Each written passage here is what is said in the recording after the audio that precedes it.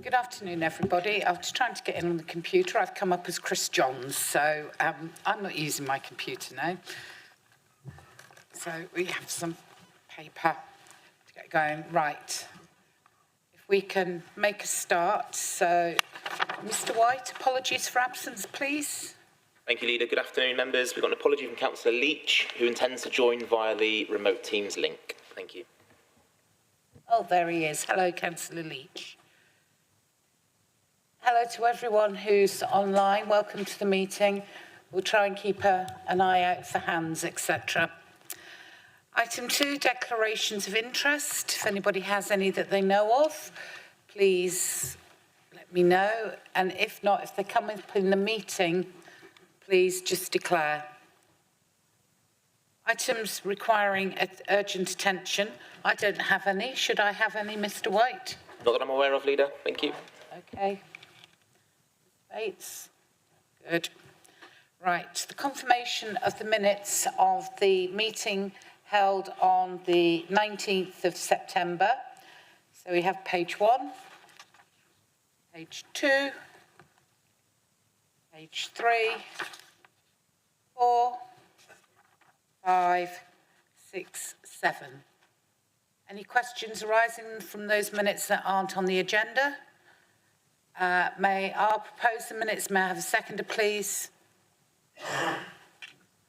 Councillor Jury.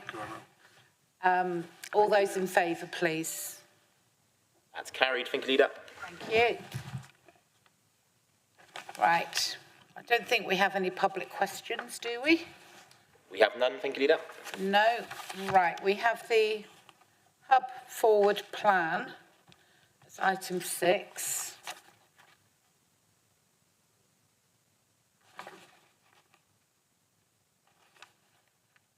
Which I don't seem to have a copy of. Not in the papers. Right. Do you want me just to say, if I can help, Leader, it was published 28 days before this meeting, and as per the list of running items for this agenda, is as per the publication. So there were no changes made to the forward plan from the published list. Okay. Right, members. Do any of you have any questions about the forward plan? And I have read it. I've read it online. Everyone's okay with it? Right. Thank you very much for that. Right. Now we come to the draft corporate strategy. Thank you very much. You've put 50p in the meter, Rachel. Thank you. That is much better. And people in the back, we can actually see now. Right. So on page 9 of our agenda, the recommendations for the Hub Committee to consider this afternoon are to endorse the draft corporate strategy, Appendix B.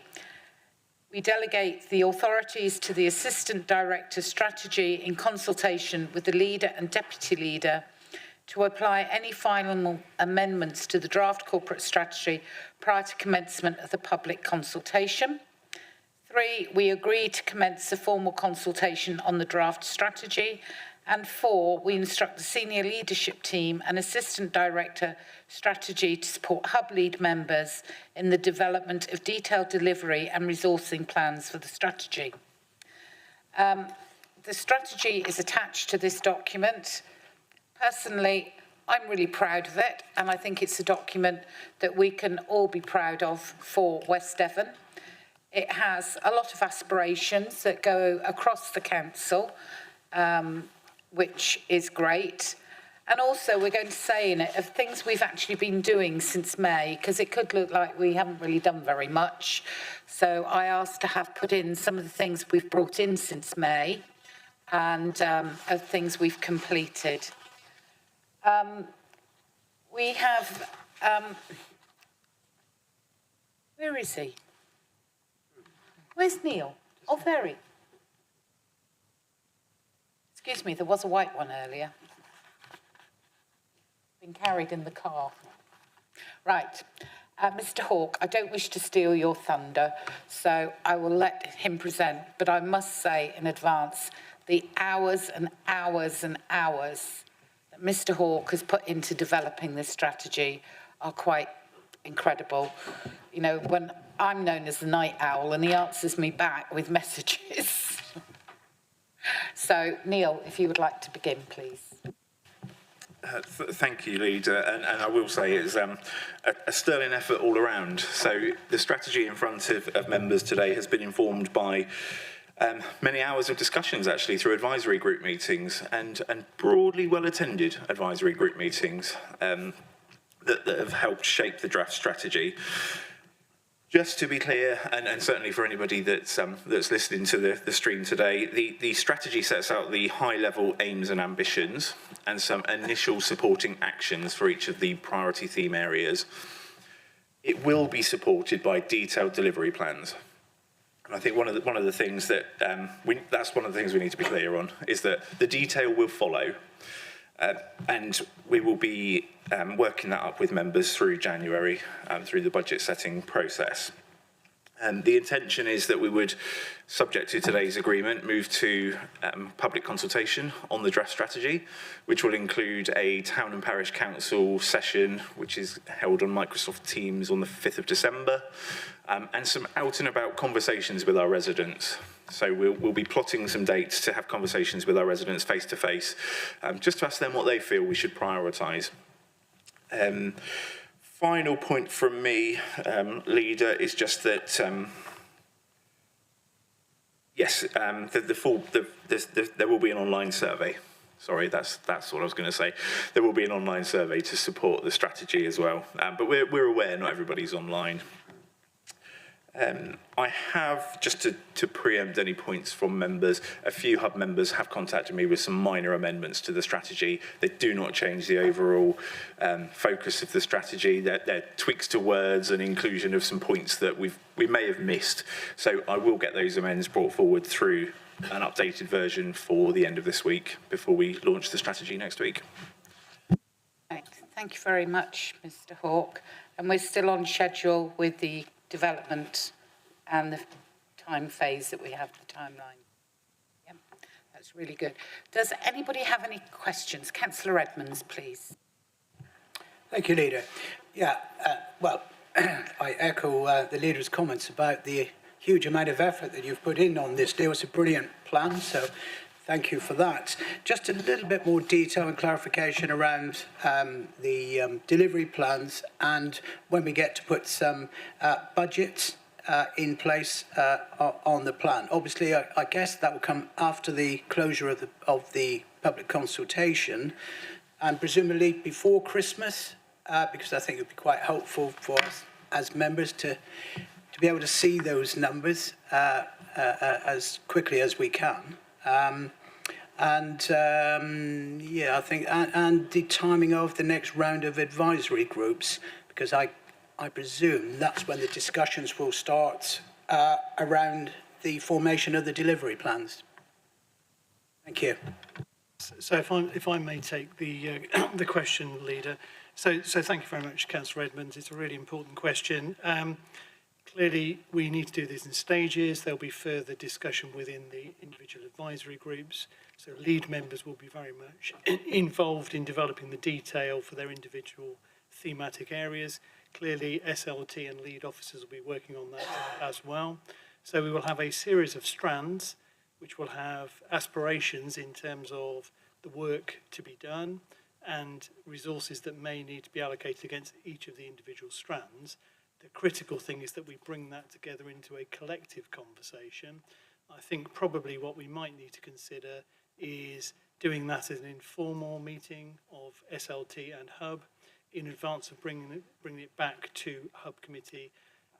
Those plans will then be formalised along with the overarching corporate strategy. So the corporate strategy and the delivery plans will be aiming for January adoption of those alongside the budget process.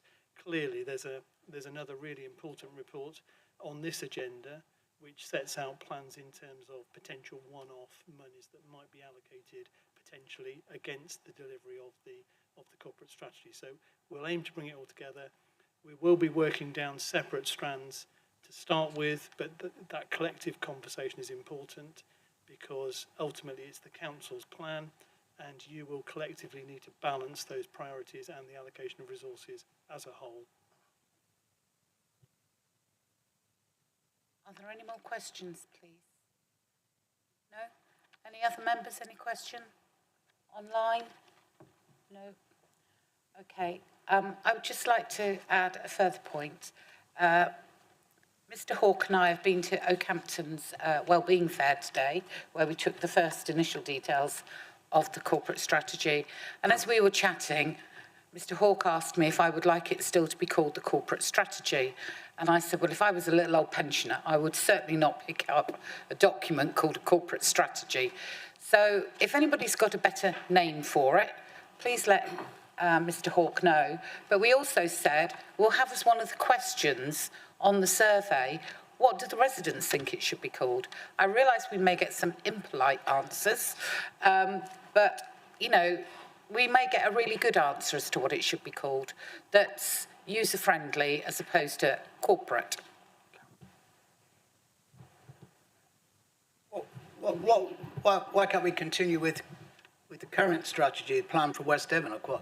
Is there some consistency with that approach which would aid understanding of residents? I agree, but we just felt, you know, maybe the public.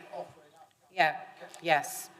Councillor Mott, were you going to say the same? Yeah, I was just going to say, just keep it simple. It is our forward plan, basically.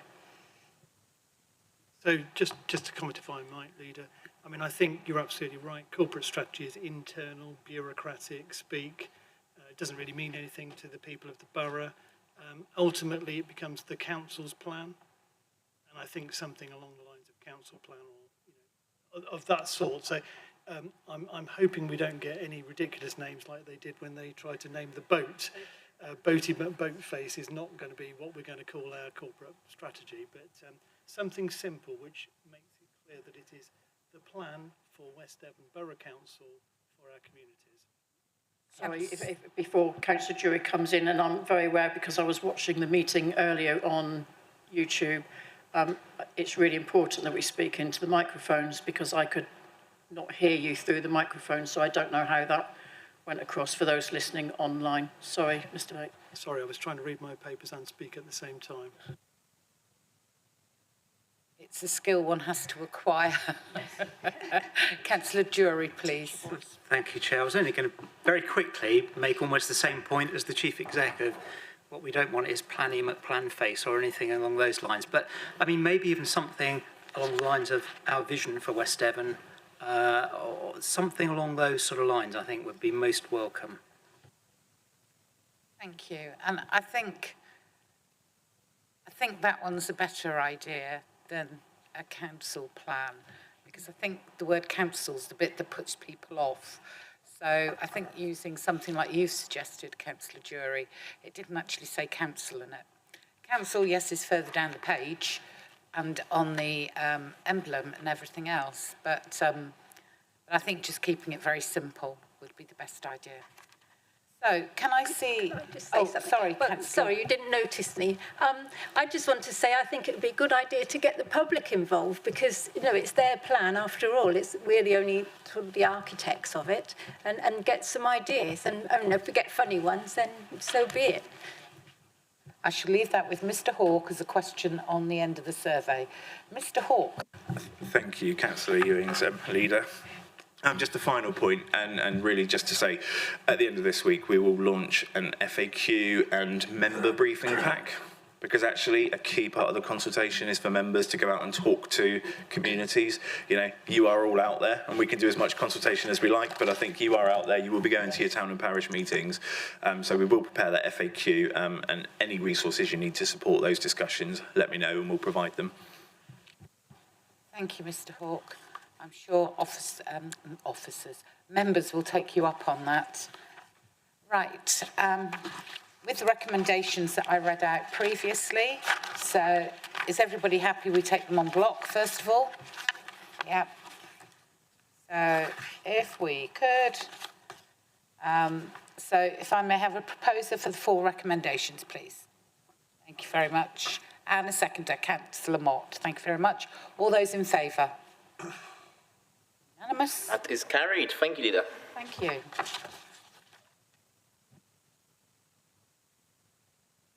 Sorry, I forgot a debate, didn't I? I think it's because everyone had said everything. Oh, Councillor Jury. Can I just make one slight observation and perhaps comment? And I really welcome the whole plan. I also welcome the very last page, which I think is really interesting, of aligning it to the UN Sustainable Development Goals, and I think that's a very interesting aspect. Perhaps for internal purposes, members may also remember that some time ago there was a white paper published about levelling up, and that mentioned 12 missions for levelling up, of which a number of those related to district councils. And perhaps for internal purposes, we might also see how we align against those, particularly when we come to the next round of levelling up funding applications, if we've done that work already. I'm not sure it's something we need to publish, but I think to be aware of and perhaps think about it a little bit when we're making our plans. Councillor Jury, thank you very much for that. It's a really helpful idea, and actually, as you say, it can help us bid further for monies if we can show that our plan does align with the 12 missions of the levelling up paper. Would anyone else like to debate? No, she's just grinning at me. Anyone else online? No, everybody's okay? Right. All those in favour then again, please. Thank you very much, everyone. Carried. Thank you, Leader. If we can move now to pages 39.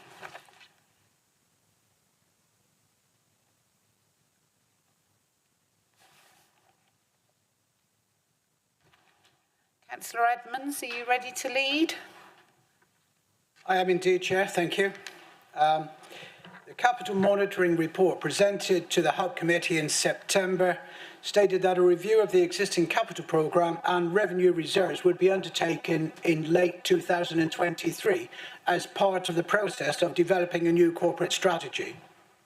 The review has now been completed, and the colour-coded table set out in paragraph 2.1 of the report shows the criteria used to review and analyse the capital programme, including the emerging priorities of the new administration. The outcome of the review is a recommendation that 3 projects are withdrawn from the current capital programme: Tavistock Viaduct, the movable floor at Parklands Leisure Centre in Oakhampton, and the temporary accommodation project at Spring Hill, which would release a total figure of £263,000. All remaining projects, capital projects, would continue to be progressed as set out in the Capital Monitoring Report at Appendix C. But please note, this appendix is a restricted document, as is Appendix A. It's also worth noting that withdrawing Spring Hill from the capital budget would free up £683,000 of Section 106 funding that could be used on other affordable housing projects. Moving on to the revenue reserves, the colour-coded table at paragraph 2.6 provides a full analysis of the Council's earmarked reserves, which currently stand at £8.9 million. The outcome of the review is that a sum of £871,000 is potentially available for allocation to future priorities. This figure is coming from 2 main reserves: the COVID-19 reserve, £254,000, and the Financial Stability Reserve of £617,000. The Financial Stability Reserve has not been used since it was set up in 2018-19, and Mrs. Bucker is comfortable that this reserve can be repurposed for the corporate strategy. 2 further points to note. Part of the UK Shared Prosperity Fund has been reallocated from capital to revenue spending. And the second point is that a sum of £26,632 has been approved from the Maintenance Fund earmarked reserve for a new biomass boiler at Oakhampton Business Centre. So in summary, the review of the capital programme shows that up to £263,000 could be made available by withdrawing 3 projects from the current programme, and the review of revenue reserves could potentially release up to £871,000 making a total of £1.134 million available to fund the new corporate strategy, subject to member approval. There are 6 recommendations, most of which I hope I've touched on in my introduction.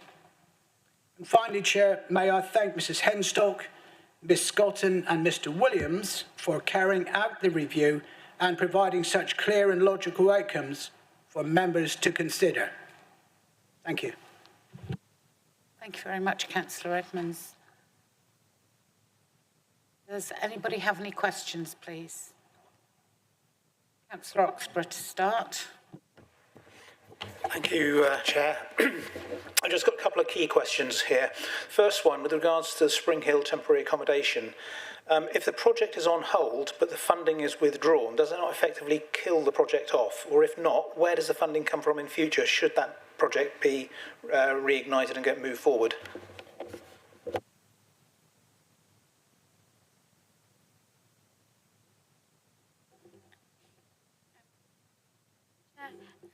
We do have some Section 106 funding for affordable housing. Some of that is being used for the LAF2 properties. So about 400,000 is being used, but there will still be approximately over 200,000 still remaining of affordable housing Section 106s. Obviously, we will get future allocations of that as well. We would have to look also at a business case around, if we were going to proceed with that project, around that would probably be around borrowing. There's probably not any external funding that we could get for that project. And our ability to generate capital receipts also is probably quite limited. But yes, it would depend on a business.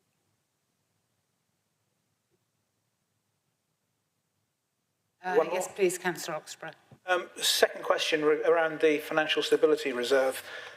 Presumably back in 2019, that was created for a reason. I don't recall what those reasons were, to be honest. I might have been around at the time, but I don't remember. It was 4 and a bit years ago. Does it affect our stability not having it? And if we needed that cash, where would it come from? Through you, Leader. So yes, the Financial Stability Reserve was created mainly because of future funding reforms, things like the Fair Funding Review we were concerned about. We were concerned about the business rate baseline reset. Those reforms have not happened for many years, and I think it's very unlikely that they will happen going forward. They certainly have been sort of put into the long grass, really, in terms of local government reforms. If we do need funding in the future, we've obviously always got our unearmarked reserves, and probably within our business rate earmarked reserves, there would be some funding whereby if there was a bit of a cliff edge with regards to the business rate baseline reset, we could take some funding from there. But I do think that if reforms came into place, I think there would be a dampening system whereby those reductions in government funding would come in over a period of time. They wouldn't come in all in 1 year. There would certainly be a dampening effect and a smoothing effect of that. So the council would have time to prepare for that. Okay. Do you want to comment, Councillor Edmonds, or no? No, you did. Did you wish to comment? No, that's okay. Are there any other questions, please? Right. May I have a proposer for Councillor Edmonds' report, please? Yeah, I move there are 6 recommendations as listed on pages 39 and 40 of your agenda papers.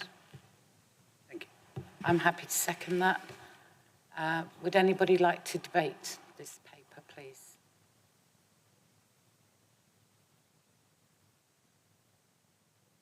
No? Right, that is lovely because that really helps us to go ahead with the vision plan, council plan, corporate strategy, whatever it is. It will help us go forward. It gives us some money that we can have for every year to hopefully bring forward projects that mean something to us all and to our residents. So may I see a show of hands then, please? That's unanimous. Thank you, Leader. Thank you very much. Right, if we could move to page 57 of our agendas, please, which is the budget setting process. We have the two recommendations, A and B, and I'd like to go ahead, please, Mrs. Buckle. Thank you, Leader. So yes, this is our draft revenue and capital budget proposals for 24-25. So the position that we're in at the moment is we've got a forecast budget gap of 142,000. So that is about 1.5% of our net budget of 9.265 million. So that's a really good position to be in as we're sort of at the end of November. In December, we hope we will get, shortly before Christmas, we will get the local government finance settlement. And barring any shocks that we're not expecting in there, I think we're in a really good position moving forward. What we hope will happen is that the government will issue some sort of technical notice, like they did last year, or setting out some principles of what will be in the local government finance settlement. So hopefully that will say things like there will be 1 more years of new homes bonus, which is what we're expecting. We're expecting a rollover settlement, so a settlement very similar to what we had in this financial year with not very much change, and that things like rural services delivery grant will continue at the current level. So that's what we are expecting. On page 61 there, I've just put a bit of a reconciliation of how we've moved from the position that we had in September for the medium-term financial strategy, whereby we had a 393,000 budget gap, and how it's proposed that we've brought that down to today's position of 142. So there are some things in there. We're recommending putting a cost pressure in for flooding. Recent events have highlighted the need for us to have some budget resource for that, to deal with the impacts of climate change on our communities. This would just give a little bit of a contingency budget each year. We also know that things like audit fees are going to increase. That's nationally. There isn't anything, unfortunately, we can do about that. So we're recommending putting some extra cost pressure in for that. Also for IT, the cost of IT also continues to increase. And that's also reflective of things like we've got higher, there are increased risk environments such as cyber security risks affecting everyone and inflationary pressures. But on the sort of good news side of things, we have got some initial indications of what we would get through new homes bonus funding, because they take that from a government return. And we are expecting that we should be able to use an extra 150,000. So that would be using 300,000 of new homes bonus funding to fund the base budget. We've also got a report further on in the agenda around long stay car parking, which we've reflected. And we are also expecting some additional income from Treasury management. Base rates are expected to stay at 5.25 for the foreseeable future, probably starting to decrease to 5%. It'll be well into 2024, probably Q3, before we're expecting any change in so I think that's the summary of the report, Leader. Thank you. Thank you very much indeed. I do know that about the rural delivery grant, that has been taken up by the LGA and the Rural Services Network that we're associated with, wanting in the next general election, whenever it is, that rural boroughs, districts, etc. in this country are really noted for the difference in funding. Mr. Hunt has had details. Whether it comes out this year, who knows? But it's something we have to keep fighting for. I think we've been fighting for it for 20 years that I know of. Does anybody have any questions on this report? Councillor Oxborough, please. Thank you, Chair. First question, looking at the table on page 58, table 1.8, It's got a budget gap next year of about 142,000. That's a similar figure to those that we've seen in previous years. But when we start looking out to 25, 26, 26, 27, they are scary numbers. Do we have any indication at this stage as to how we're going to pull a rabbit out of the hat to square those two shortfalls away? In the short term, I would say that those numbers are quite normal, and they're always quite scary looking forward. But by the time those years come to, like, we're dealing with 24, 25 now, so by this time next year, when we're dealing with the 301,000, that figure won't look like that at all by the time we get there, because different things come in, we receive different funding, we don't need some funding that we can reassign, etc. So that figure does have a tendency to go up and down for all those years, because I think from my memory of when we sat on the, what was your group called, Councillor Edmonds, last time round? We had a finance group, didn't we? Yeah. And we do look at that quite seriously. We have also benefited this year hugely through Treasury management, which has made a big difference to our budget. So it's just interest rates make a difference, life makes a difference, inflation makes a difference. I think the assigning of 50,000 to a flooding scheme is really important, because flooding is more and more, and it is coming in even within quite new developments that have been put up. So, you know, we do have to look at that as an issue. The audit fees, I was just going to ask a question, Mrs. Buckle. Is that actually enough money with the shocking rate they want to put them up? We did put them up a little bit in the previous budget setting process as well. The main reason for this increase is because of an increase in housing benefit subsidy audit. That's a statutory audit that we have to get done, but unfortunately the cost of that has nearly doubled. So it's not so much the main regulatory audit, that 30,000, it's more housing benefit subsidy audit fees. And there are very limited suppliers. In fact, Grant Thornton are the only accountancy firm still willing to do it. If anybody needs a new career, please become a housing audit benefit officer. Councillor Jury, please. Chair, if I may, not a question, but I could make it a question if you would like me to. On that point that Councillor Oxford just raised, of course, the slightly scary figures in the future presuppose that we haven't closed the budget gap for this year, which of course we will do, because we always manage to do so and we're required to do so. So that is some little comfort looking forward, but I take the point. They are still always worrying and always something we have to bear in mind. Always scary, as I say. Councillor Edmonds, please. Yeah, thank you.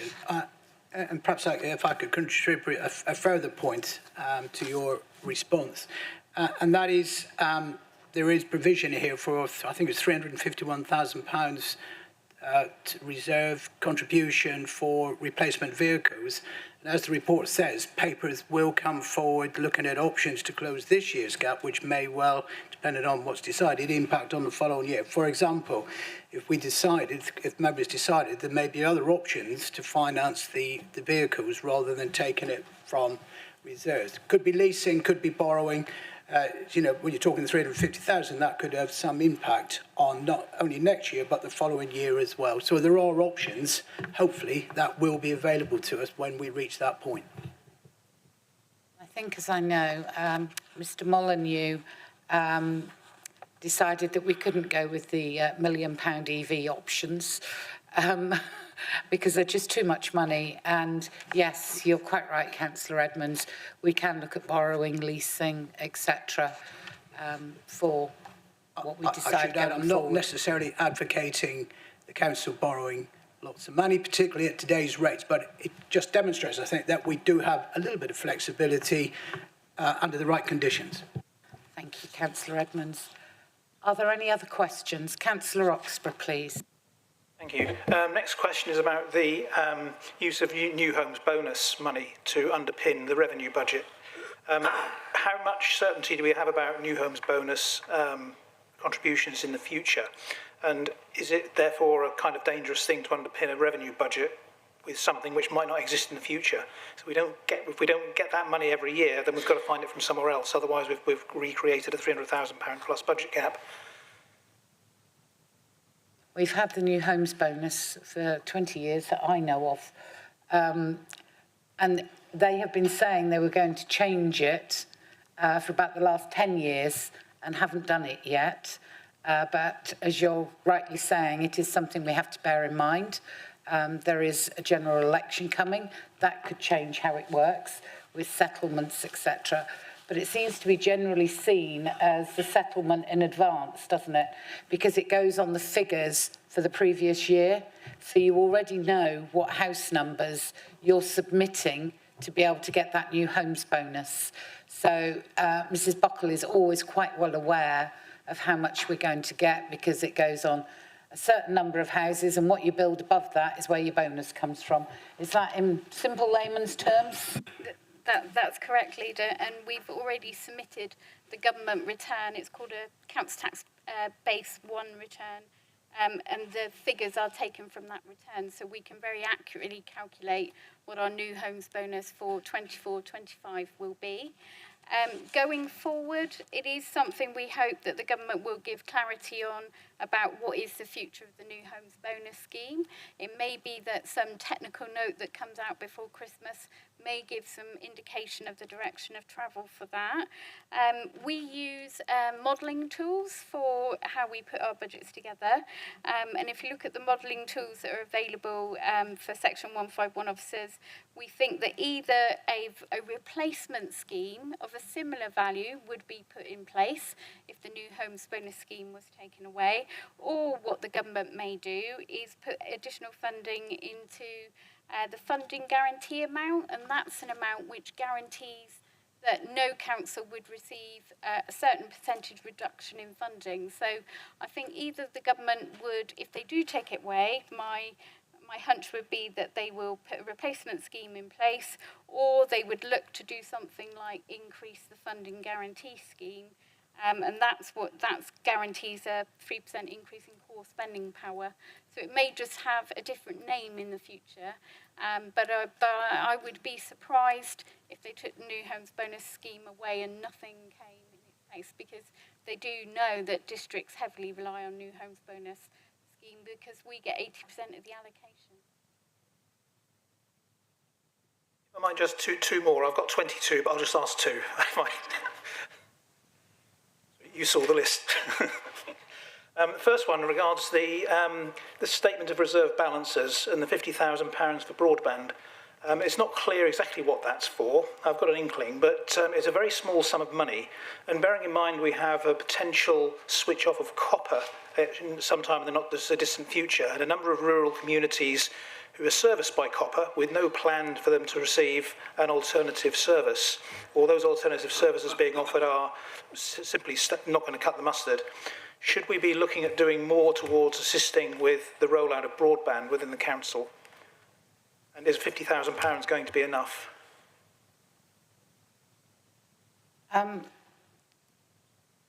Councillor Jury would like to comment. Well, I was just wondering whether you would like me to give my best effort at an answer, Leader. The money was put aside in order to help us to facilitate expansion of broadband into hard-to-reach communities. It was never going to be enough in itself.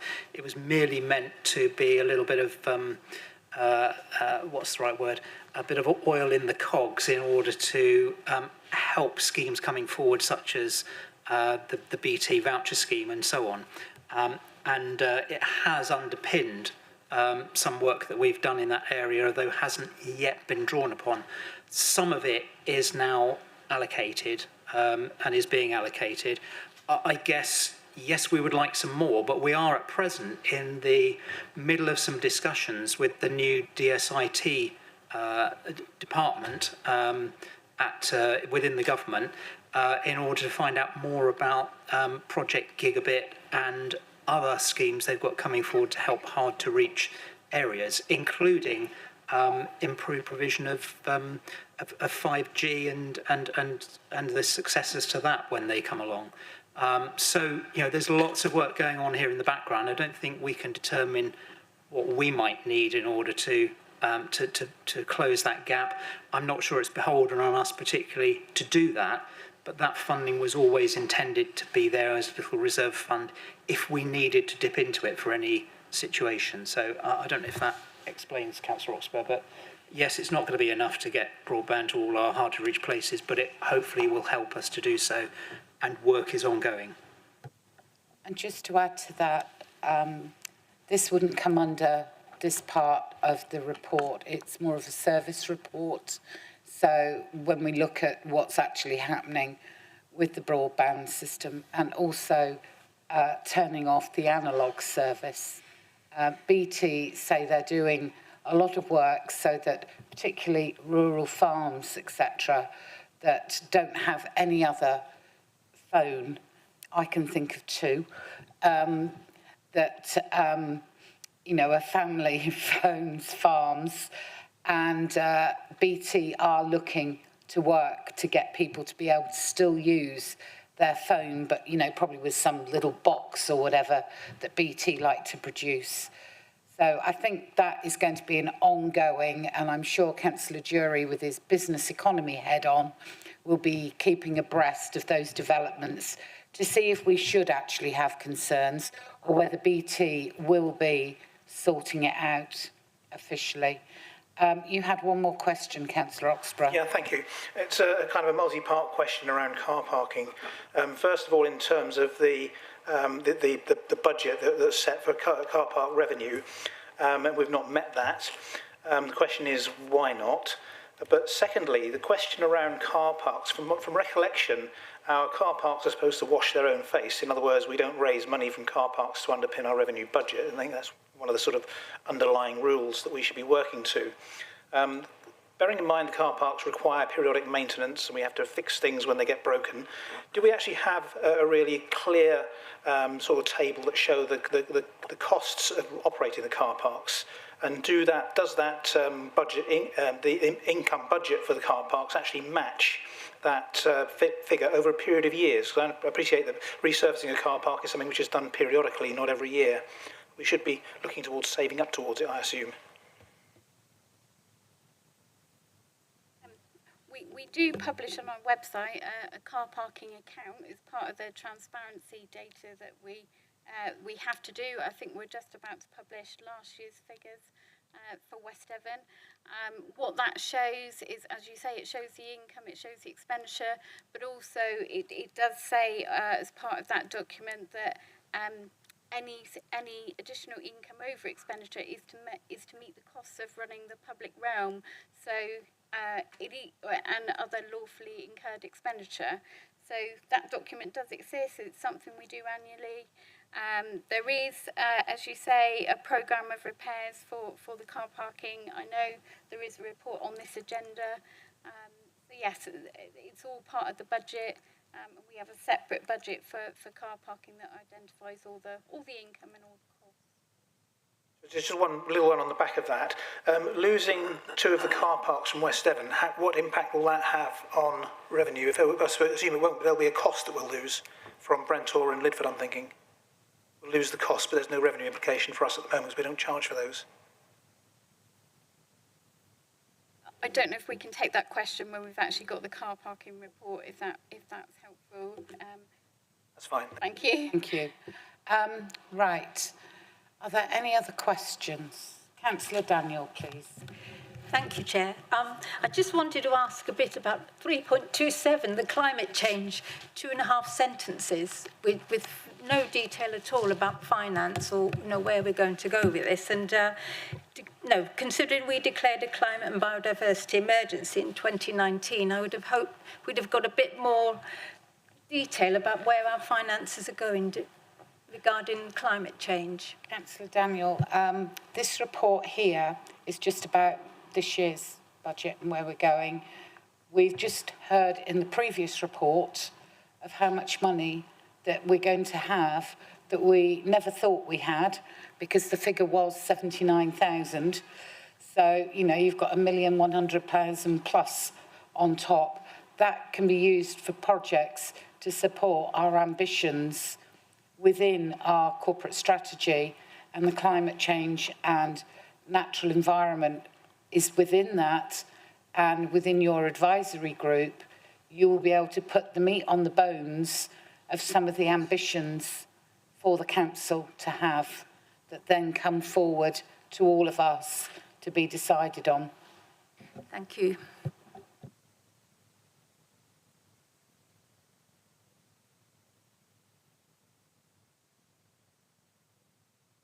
Sorry, that we look at the recommendations on page 57. So we note the forecast budget gap for 24-25 of £142,030. That's 1.5% of the projected net budget of 9.265 million, and the position for future years. And B, we tasked the senior leadership team, working with the hub committee members, with bringing back further options of how to close the predicted budget gap for 24-25. As part of future budget reports in early 2024, once more detail of the local government finance settlement is known for members' consideration. I am happy to propose that. Is there a seconder, please? Thank you very much. Would anybody like to debate this paper? Councillor Jury and then Councillor Edmonds, please. Thank you, Chair. And can I thank you, and thank you to Mrs Buckle and her team for the usual excellence of report. And I'm sure Councillor Edmonds is going to say much the same thing, but I really look forward to working on this with the hub and with the council in general. I think despite the figures, and they are always worrying, we're in a pretty good shape thanks to the work we've done over recent years. And I would add, one of the problems that we always wrestle with is that short-termism and that lack of any long-term commitment to funding from the government. And both the leader and I were on a South West Council's meeting last week, which I thought was a really useful meeting. One of the speakers at that meeting was the brand new, he'd only been in post a couple of days, Minister for Local Government, Simon Hoare, who is a previous district and county councillor and professed that local government was within his DNA. He took the usual brunt of a real sort of volley from everybody present about that short-termism and lack of planning, and the fact that probably our allocations for next year will arrive on Christmas Eve or something crazy, as they normally do. And he was determined, he said, to do something about it. Now, I've heard this before, but nevertheless, you know, give him his due. He was interested in talking about it. And I think we hope, with lobbying from the LGA and so on, that we will get a bit more consistency in future and a longer-term plan that we can work with. So, just really wanted to add that into the mix, and look forward to working with everybody to balance our budget this year, as I'm sure we will do. I'm sure we will, Councillor Jury. And yes, it was an interesting meeting. He did actually take quite a lot of questions, bless him, for a man who's only been in post for not even 48 hours when he spoke to us. And interestingly, somebody was boasting yesterday when I was on a call that he was coming to a meeting, and I said I've already been to one with him. So we were ahead of the game at South West Councils. Councillor Edmonds, please. Thank you, Chair. I just refer back to Councillor Oxborough's good question about, reliance on new homes bonus. I think that really kind of highlights the challenges faced by Mrs. Buckle and her team in putting together, or trying to put together, budgets looking over just 3 years. And it's not just the uncertainty with new homes bonus, it's the uncertainty about the rural services delivery grant, the negative revenue support grant, and so on. So it makes it very difficult. One of the problems of only having a 1 year rollover settlement, so it's always challenging. But I'd be very confident that Mrs. Buck and her team will we'll strike that balance as we've done previously. And I agree with Councillor Jory about the council's position. You know, we've just had a discussion about investing in our vision for West Devon.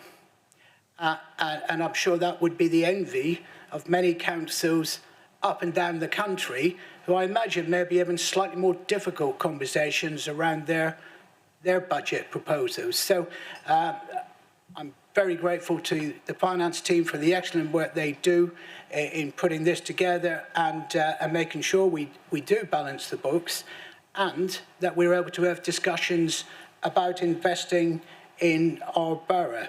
So I shall give this paper my full support. Thank you, Councillor Edmonds. Just to put into perspective of how lucky we are to have our finance team headed up by Mrs. Buckle. When you hear, and we get daily bulletins, and I think most people do get the LGA bulletin daily, when across the country, they keep saying there is 4.2 billion shortfall in councils' finances. There are so many councils really struggling. We are a really well-functioning, well-financed council, and that is something to be hugely proud of. And I know that people across the country, I can say now, have huge respect that we have a Mrs. Buckle in our back corner looking out for us, because the work she does is incredible. And we are very, very lucky to have her.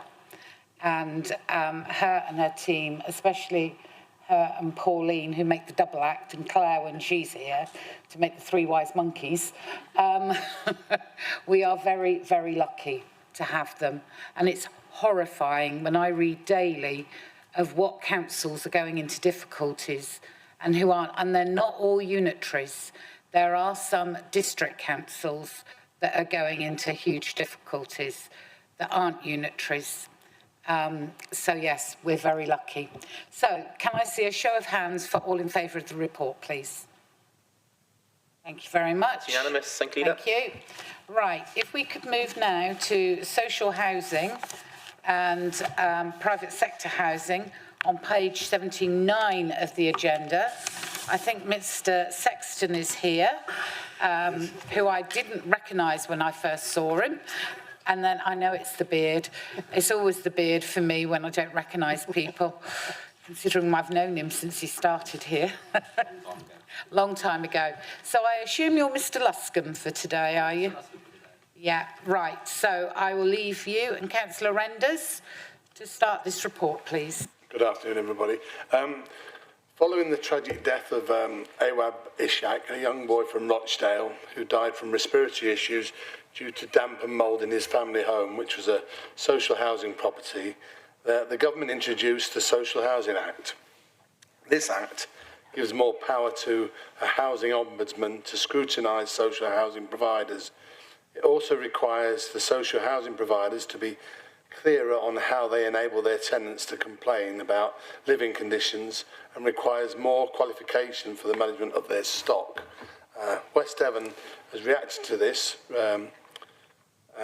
by ensuring we deal with complaints from social housing tenants in a more straightforward and transparent way. That's basically, and that's what the paper is about.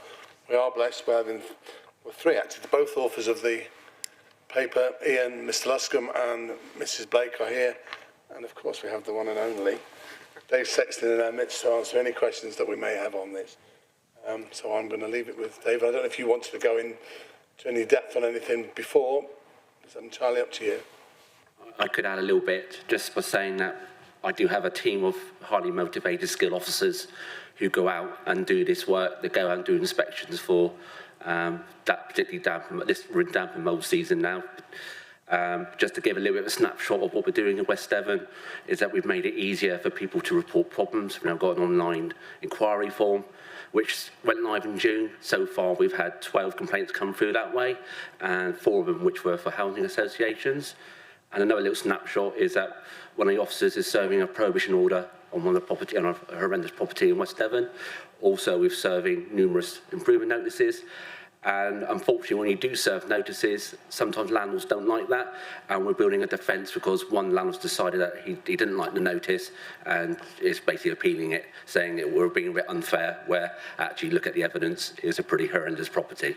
So just to give a bit of context to what we're doing on the sort of the day-to-day and delivery side.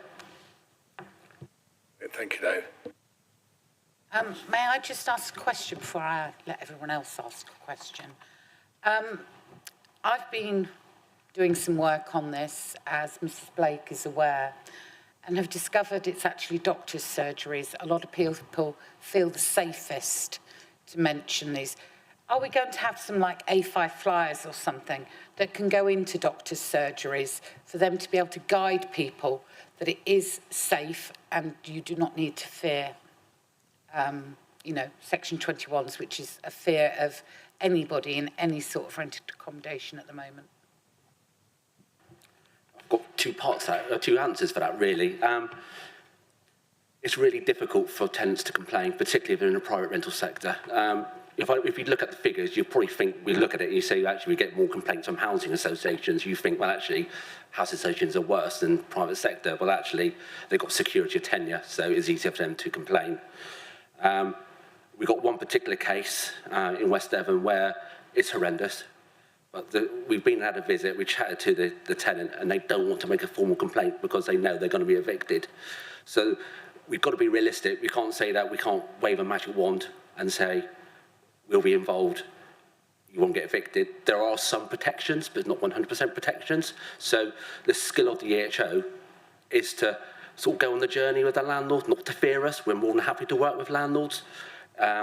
If you don't, and it's bad, then we will sort of throw the proverbial book at them. So regard to doctors, Kirsty Smith is currently running a programme where people with asthma have been identified. I think around 100 homes have already been identified in West Devon where they're getting offered a free energy visit. So we thought that's our way in. So it could be rental, it could be owner occupiers.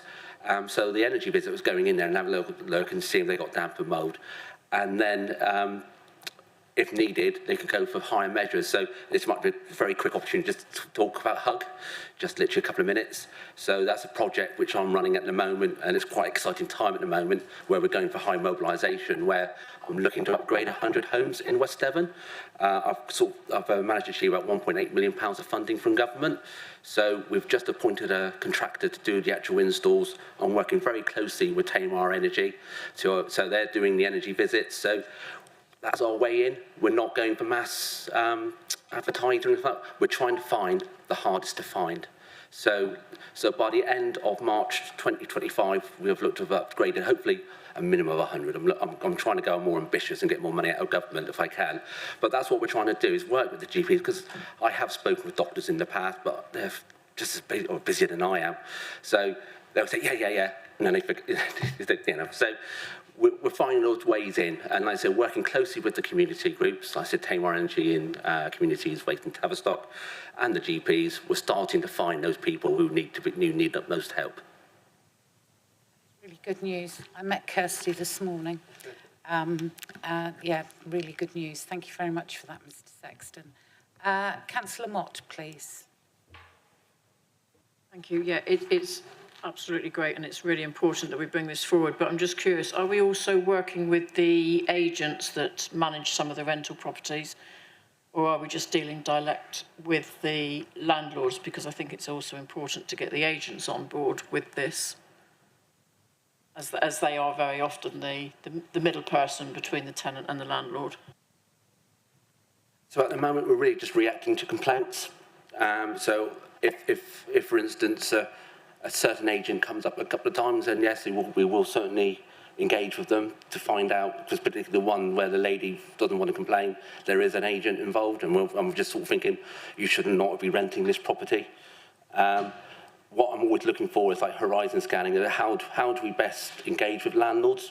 We've tried landlord like forums in the past, and I'm like 6 to turn up.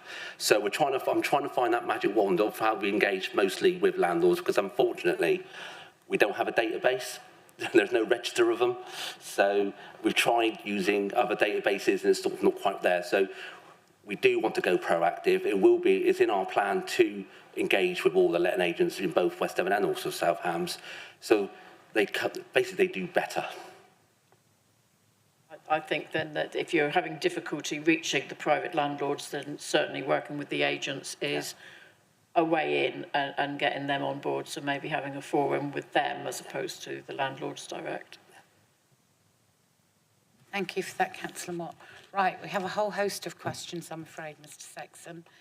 So, if Councillor West is next, then Jury, Oxborough, Daniel. Okay, so Councillor West, please. Unfortunately, this is me sort of being late to the feast, so to speak, in terms of not really been involved with the developments since I was elected. And I just raised the question, having been in education and suffered Ofsted for many years, has there been any feasibility studies around us being able to do spot checks on properties, such as within food establishments where you have this 5-star rating? I'm not suggesting we get a 5-star rating, but has there been any feasibility studies around setting up some sort of regime where we are able to actually go in and sort of check these premises, therefore taking some of the pressure off the tenants in terms of reporting it?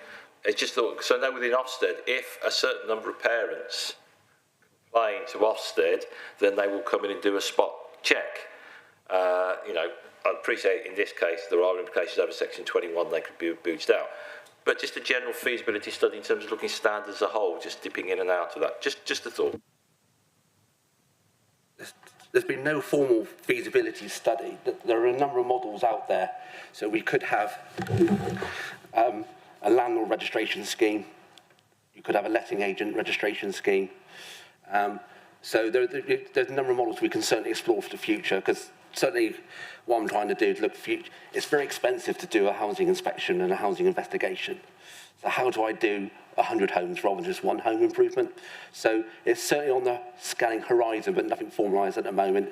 The HUG project's taken a lot of my resource at the moment. So once that settles down and stuff like that, we'll certainly looking going forward is, like I said, how do we better regulate and help the landlords in West Devon? And like I said, there are pluses and minuses, like for instance, for a landlord letting or a landlord registration scheme, who are you going to attract? The good ones.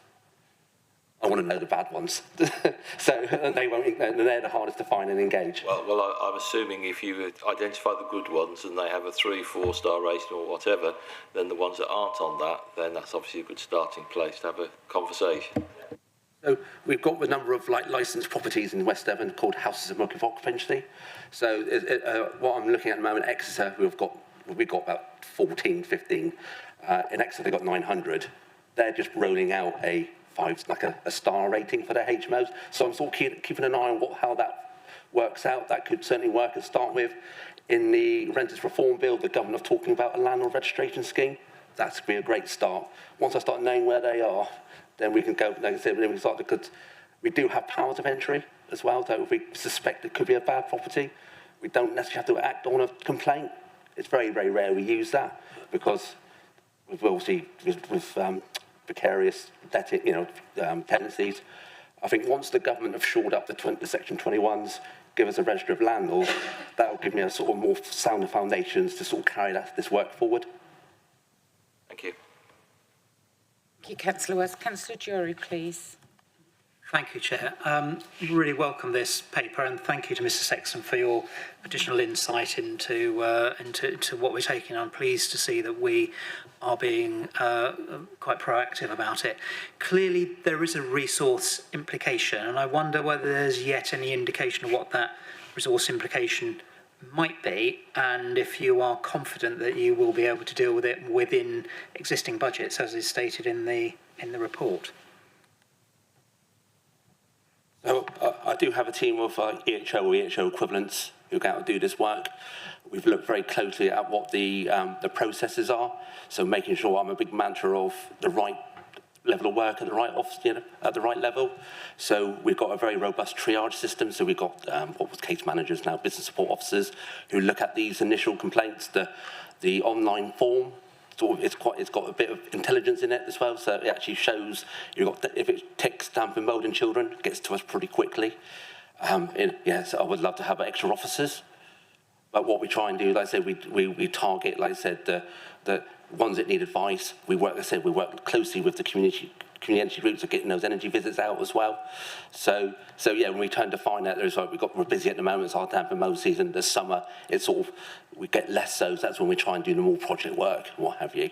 But like I said, I'm always in contact with, obviously speak with Ian Luscombe about our level of resourcing, and obviously we look at what needs doing. And obviously when we identify we need to do extra work, also we put the requests in.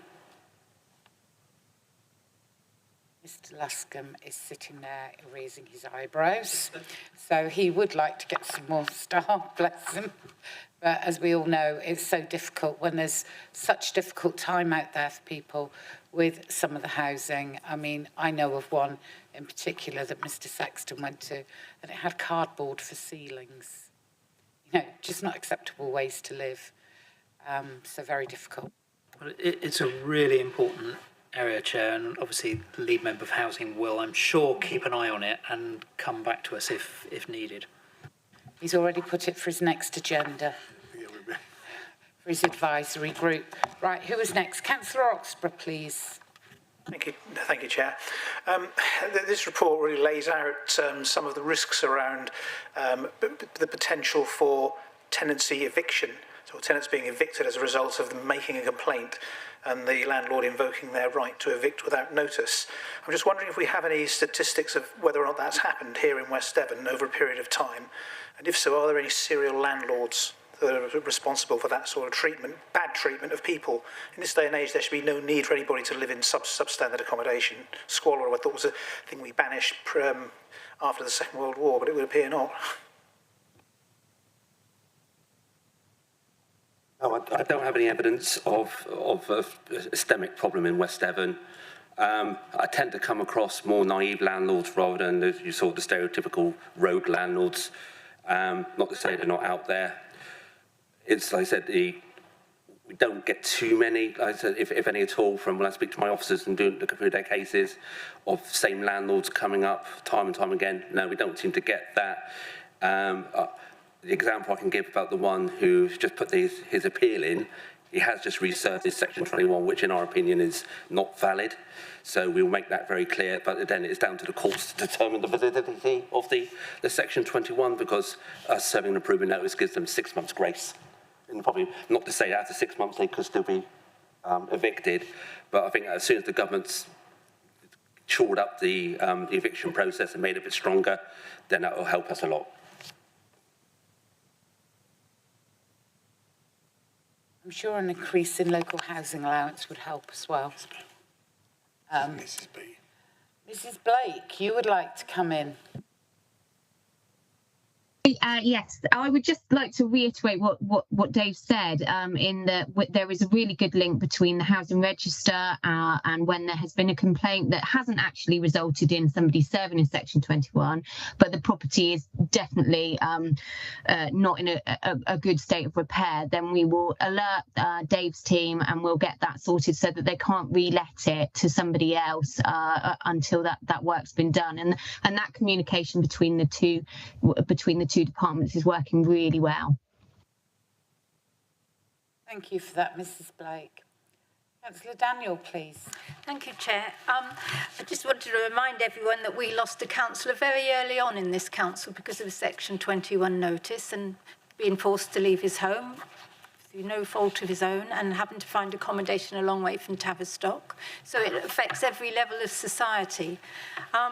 But my question was about energy efficiency and what help can we give to private landlords to access loans or assistance or schemes to improve the energy efficiency of the homes that they're letting, because that will in turn help the tenants, lowering bills and improving health. Thanks. So at the very tenant level, they can get free energy advice through Tamar Community Energy. From a capital investment for landlords, there is definitely help available. So through the council's loan partner, Lendology, we can lend them the money quite easily. There is government help available. So through energy company obligation scheme, as we're now in phase 4, landlords can drag money through that as well for energy efficiency. But in all of it, the tenant has to meet some vulnerability thresholds and some income thresholds. And also, they are actually eligible for the home upgrade grant as well, but they've got to pay a third. So they're not that keen on that one, whereas eco, with the energy company obligation, there is no landlord contribution. So we push them that way. So, like I said earlier, is that we're more than happy to work with landlords, go on the journey to make them better and make their houses better. So, like I said, we'll certainly signpost, and even like the one I said about the appeal, we signpost him to all the help. There's free help out there, and he still decides he wants to argue the notice. So obviously that's his prerogative. But what we're trying to do at the moment is that when someone complains, particularly about damp and mould or excess cold, we signpost them to Tamar Energy. We slightly twisted it to say, because if we ask them to contact them, then they won't. So we just say to the complainant, can we have your permission to pass your details to Tamar Energy, and then they'll give them a call. So rather than, because they won't. So we're trying to reach a lot more people. One more thing, sorry. Also, there's the minimum energy standards as well. So again, we're working towards allocating the resources to start looking at the low energy efficiency, because they're on a government database, but it's not the greatest of databases. So when we do come across, that's a bit more of a stick for them, because we do have a fixed penalty scheme as well, that if landlords are renting an F or G rated property without the proper exemptions, then it will attract a fine. Brilliant. Brilliant. Mr. Sexton, that's been really informative as well. I will just, are you happy if we go forward with the recommendations? Yes, I'm just going to find it, but I've lost it off the screen. Here we go then. Shall we read it out? Okay, the recommendation is that the Hub Committee approves an enhanced approach to improving social and private sector housing standards in West Devon and requests an annual performance report on the investigations of housing standards complaints. I'm proposing that.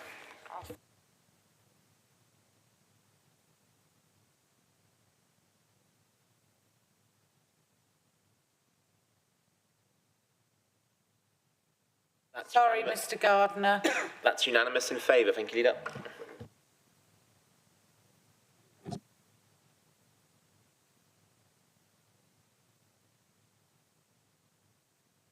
Thank you very much, Mr. Sexton. Thank you, Mr. Luscombe. Right, move to page 89 of the agenda and welcome Mr. Shears. Hello. Right, Councillor Jury and Councillor Shears, your turn now, please.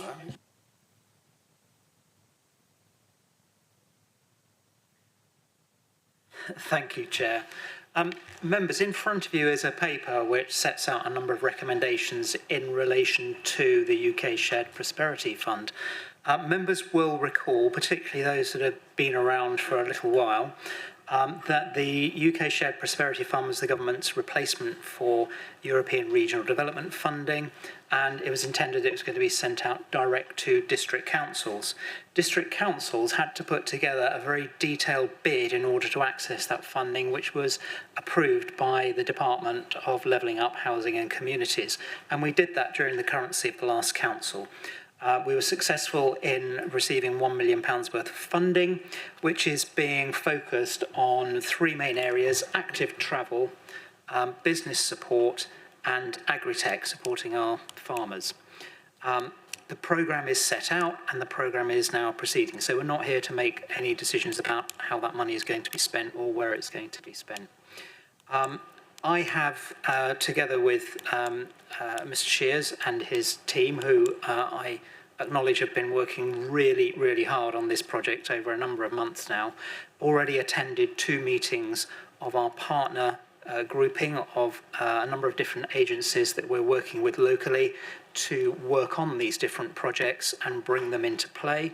And we've also been successful in securing around £890,000 worth of capital funding in the Rural England Prosperity Fund in order to provide grants and the wherewithal to actually complete some of these some of these projects. So what we're suggesting within this paper is that actually it'd be really helpful if we could get a meeting of all members together to outline to them what is taking place in the council's name within these various other organisations. I think it'd be really helpful and really useful and really informative for members. That we want to enlist members in getting this information out to communities, that their district council, are doing this on their behalf and investing in these really interesting and really useful and helpful projects. And also attached to the paper are some appendices which set out the grant policies that we would like to implement, so that we can go ahead and start getting money out in relatively small packets, but it's got to spread far and wide, and it's going to be more useful if it's done that way, that we can get money out and get it working within the district, within the area, to get some of these things happening. The grant policies are based on those policies that were used previously when we had business grants going out during the COVID-19 emergency. And we're seeking approval for those policies so that we can get on and carry out that piece of work. So the paper is, as it is before you, I think it summarises all of those aspects, and I, together with the assistants of Mr. Shears, would be really happy to take any questions that anybody might have. Thank you, Councillor Jury. And I'd just like to thank you for the visit that some of us had to Cladco in Oakhampton, which you were involved in organising. It was extremely interesting and thoroughly enjoyable, if a little cold, but thoroughly enjoyable. Very cold from the deputy. Does anyone have any questions for Councillor Jury? Councillor Edmonds, please. Just a couple. Thank you, Chair. Just two fairly easy questions, if I may. Page 93, regenerative farming support via the Apricot Centre.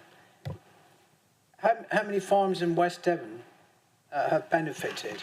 Are we able to put a figure on that at this stage? I don't have the figure handy, but I can get that for you and email that across to Hub members after this meeting. Thank you. So we certainly had, if I may just interject, we certainly had some anecdotal advice during the last partners meeting that a number of farms in West Devon had heard about this and had approached the Apricot Centre and were now working with them. So I don't know how many it is, but certainly we know a couple of farms have been in touch. That's good news. And my second question, I think it's on page 100, it's page 100, I think, community resilience grants, community organisations, town and parish councils. I wonder if you just expand on that a little bit, perhaps with an example. It's probably obvious to everyone else in the room, but sadly not so obvious. No problem at all. So the community resilience grants are really focused around helping to ensure that services are still able to be delivered within particularly our rural communities, but any community really. And so as often the owners of community halls or village halls, for example, then we wanted to make sure that town and parish councils were able to apply for support through that grant programme to the benefit of their local communities. So the project really aims at sort of putting things in place that are going to expand the range of services that are available from our community facilities, but also making them more resilient, so finding ways to reduce their outgoings but increase their income.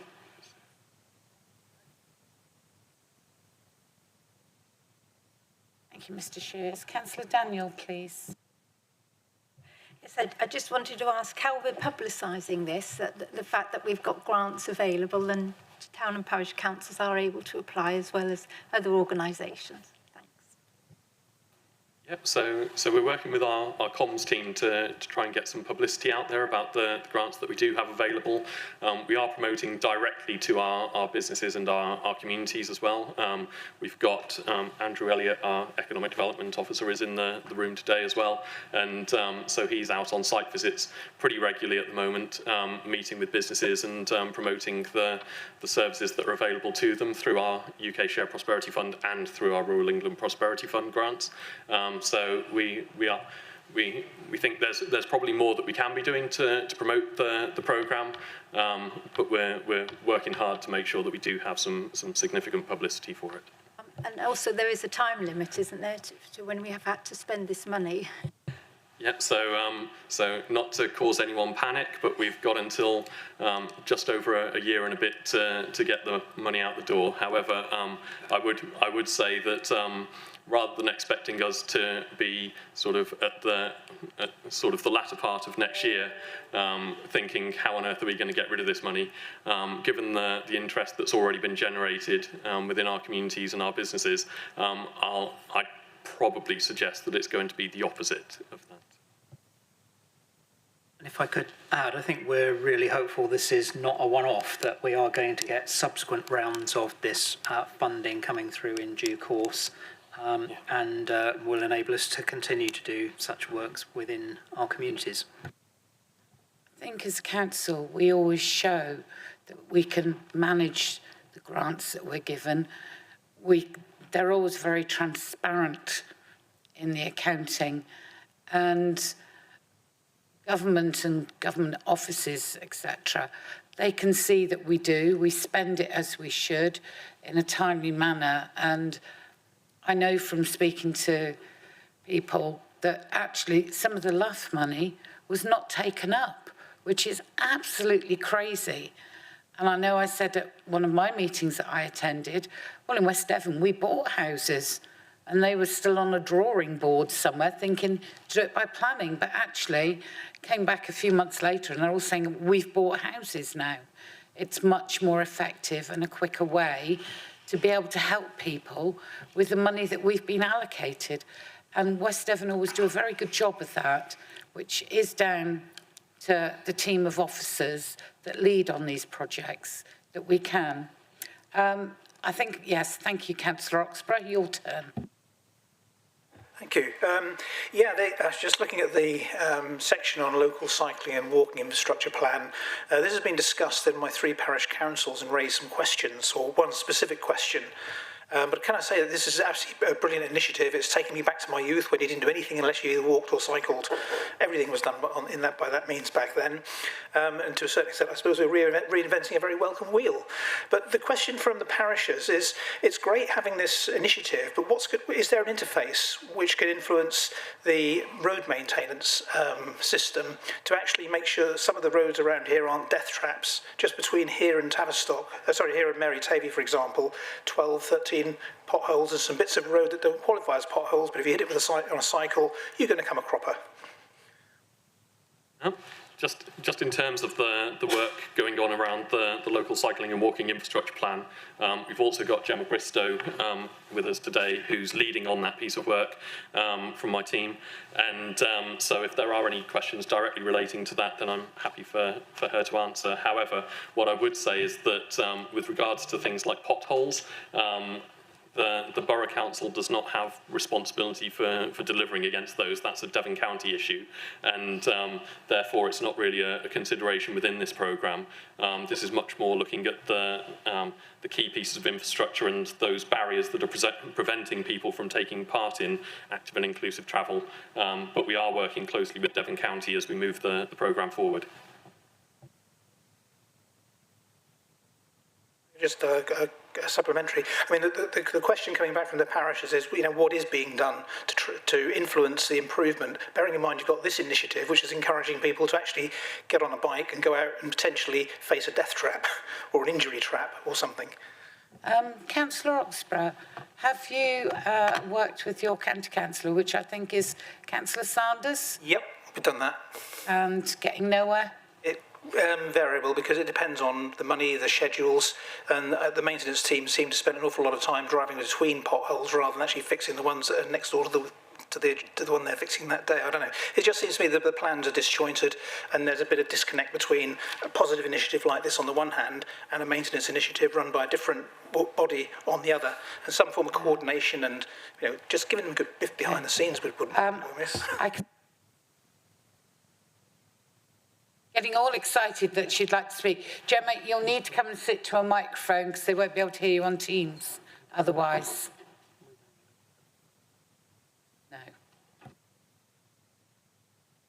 Yeah, I just wanted to respond to that to say what you can say to your parishes is at some point in the new year, we are going to be going out to all the town and parishes and all the residents and asking them what they consider their main barriers are to walking and cycling and using active travel. So if potholes comes out as a really big theme, then that gives us quite a good evidence base to go back to Devon. And yes, they are the authority that have to consider that, but it gives us the evidence to say, hey, this is really important, and it's a barrier to people cycling, which is in their interest.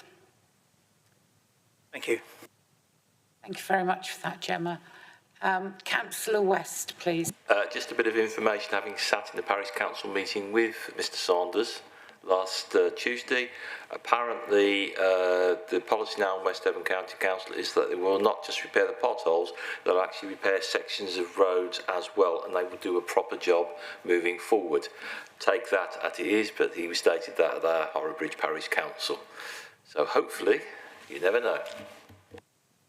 Right, thank you very much for that. Right, if I could come back to Councillor Jury now, if you would like to move your recommendation, please.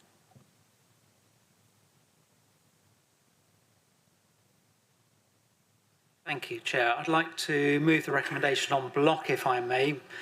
There are 3 recommendations, and they're contained on page 89 of the papers. If I could have a seconder, please. Any debates? Anyone? No? Oh, the Chief Exec would like to speak. Thank you very much, Leader. So, at the risk of embarrassing Chris and his team, and indeed Councillor Jory, I mean, I think this is an excellent example, and it's a really good example of proper devolution by government. They have devolved this directly to the districts. We have an excellent team. As a result, we're delivering on the ground. So, I just wanted to make that point in relation to effective devolution. Thank you, Leader. Thank you. And if I come back on that slightly, just to agree with Chief Exec, it's actually quite interesting to see the differences in approach across Devon. The different district councils are all doing something a little bit different. I think pretty much everybody also working with county in order to get some kind of oversight and overview, and county are involved, I think, in monitoring and that sort of thing. But it's been a team effort, but it's a genuine devolution that district councils have decided what they want to do with this money and are hopefully using it most effectively within their areas. So I'd agree with that. Thank you. Right, may we have a show of hands, please? That's unanimous. Thank you, Leader. Thank you very much. Thank you, Mr. Shears. Thank you.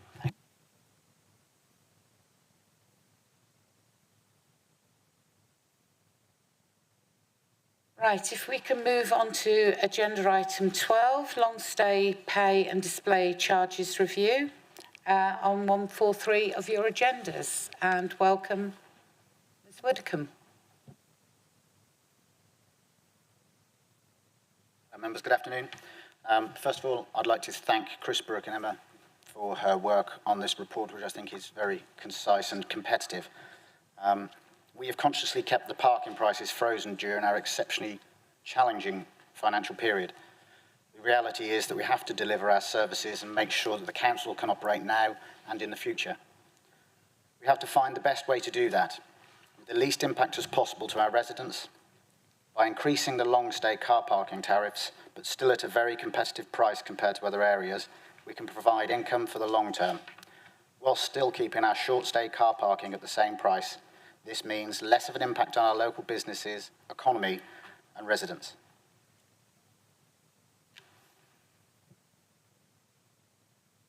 Does anybody have any questions for Councillor Bridgewater, please? Councillor Oxborough. Thank you. Yeah, this is a great report. I just love, car parking is a passion of mine. But the question is around car parking numbers and have they recovered in terms of the number of vehicles parking, comparing the last sort of 4 years over which we've had a fairly traumatic impact of COVID and the economy and everything else. So what are the numbers looking like? And will the increase in revenue actually genuinely generate the extra revenue that we seek? Thank you very much for the question. So car parking income hasn't quite recovered since COVID. We've still seen a drop in income.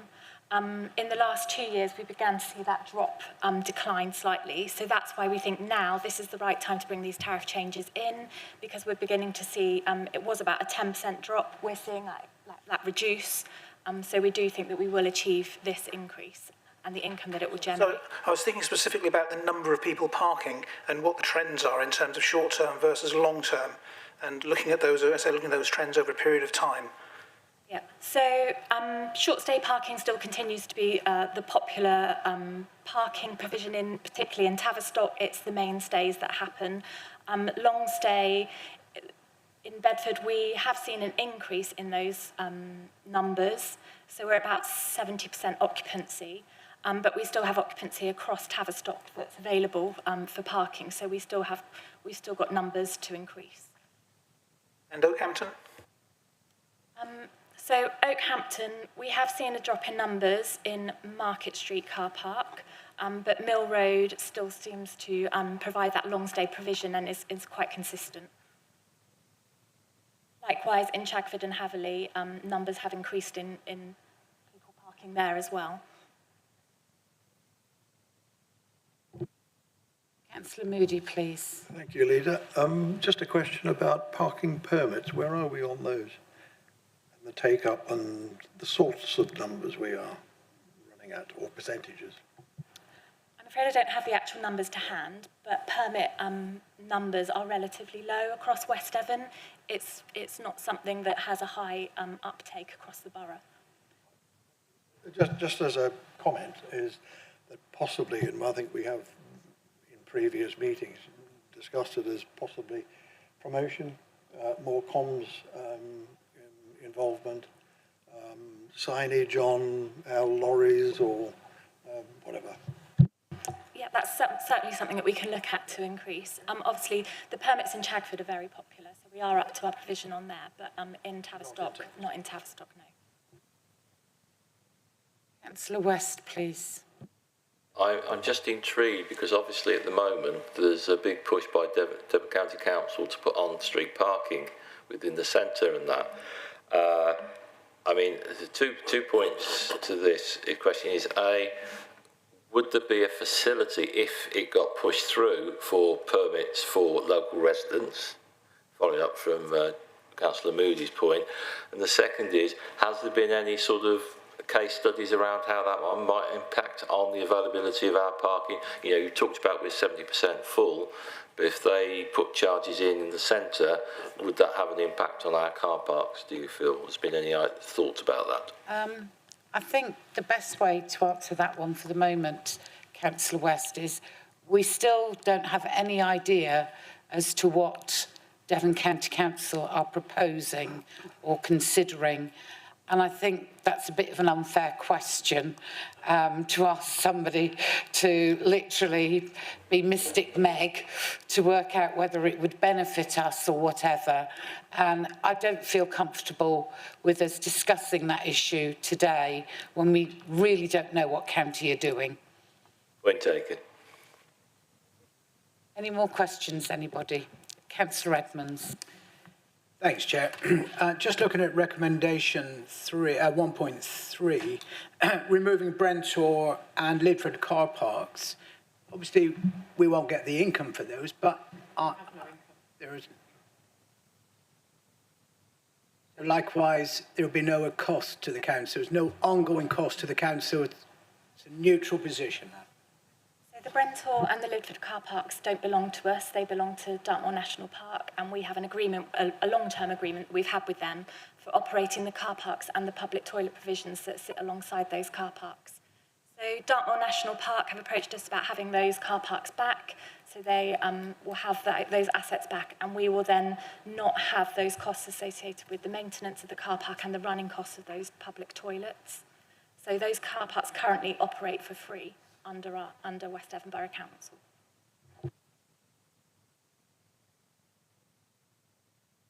Any more questions, anybody? No? Councillor Bridgewater, may I ask you to go through or just propose your recommendation? Yes, thank you very much. I mean, obviously you can see the recommendations up there. I'll just draw your attention to 1.1, which has changed slightly. And it reads now that to amend the pay and display charges in accordance with Appendix A, with the exception of Hadley and Chagford, which should be amended, whereby there is no increases for chargings up to and including 2 hours.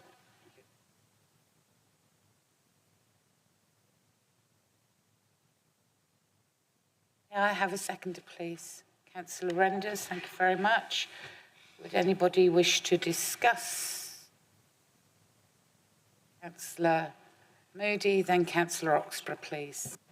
Thank you, Leader. No, I'd like to thank Councillor Bridgewater for his proposal in the increased long stay car park, while preserving the short stay prices. I think it shows a very thoughtful approach. I appreciate the officers' input and the lead members' input into this.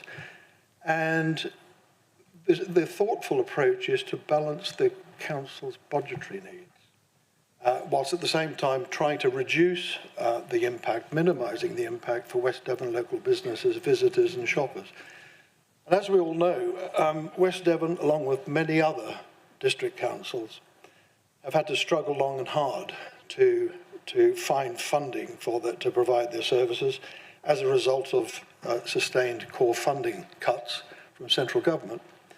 But both Councillor Bridgewater and officers' efforts, I think, have done a very, very good job in being able to sustain the provision of council services, whilst at the same time trying to mitigate the economic effects on the local community. And I fully support this report. Thank you very much. Thank you for that. Councillor Oxborough, please. Thank you. Likewise, I'd like to congratulate Councillor Bridgewater on absolutely superb paper, and also the approach that's been taken, the logic behind it, the sentiment behind it, of focusing on the benefits to local people and not penalising them to do something, even though those costs are the charges are very, very modest. It's important that we remember that there's a service for local people and it's not a cash cow for the council. He's taken that approach, and I say well done. Thank you very much indeed. Thank you. I would like to extend my thanks. I know you've had papers going to and fro, and with Mr. Molyneux as well and Chris Brooke, to be able to come up with that. As we know, when I first met with you, the ethos really was looking after our local people who look after our local community and our high streets. And without those local people, our high streets will fail. And I think we've just got to encourage people just to be able to come in for a couple of hours at the same rate, which has been described as a very modest rate, just to keep our high streets going, and also to help our own residents during a cost of living crisis. You know, if tourists wish to come here, they're extremely welcome, but most of them look at our car parking charges and laugh because they're so minimal when they've come from areas. I know, Councillor Renders always talks about Brighton. I always talk about Canterbury because that's where my family are. And the car parking rates are shocking, even in Exeter. So, you know, ours are very, very good. Any more debate, anybody? No? Right, can I see a show of hands then, please? Thank you. That's unanimous for the alternative recommendation as per the screens. Thank you. Thank you very much indeed. Thank you very much, Emma.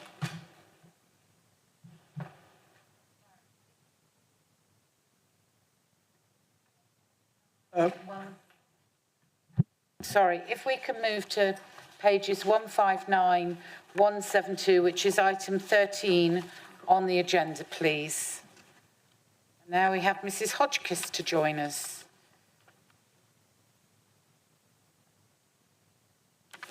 No.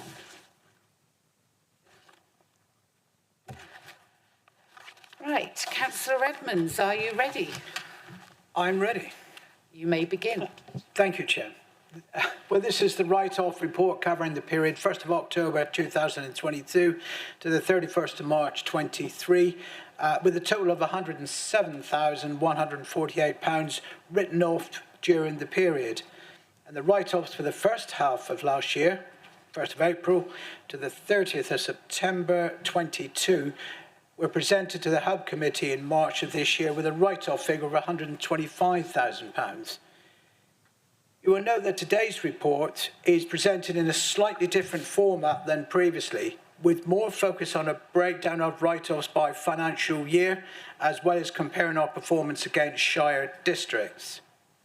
Members will be aware that debts up to the value of £5,000 can be written off by the Section 151 officer under delegated authority.